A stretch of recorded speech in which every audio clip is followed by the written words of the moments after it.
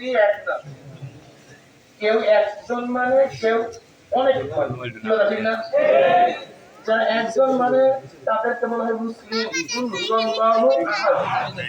যারা বেশি মানে তাদেরকে বলে মুশরিক, অর্থাৎ স্রষ্টার সাথে শিরক করে, শরীক করে, অংশীদারি বানায় দেয়। কি বলা ঠিক না? তাহলে কি হলাম? আস্তিকের দিক থেকে সমান ছিলাম, আস্তিকের মধ্যে পার্থক্য আছে। যারা একজন মানে আর যারা বহুত মানে, যারা একজন মানে তাদেরকে তৌহিদবাদী। কি বাদী ভাই? তৌহিদবাদী মানে এক স্রষ্টা মানে তাদেরকে তৌহিদওয়ালা।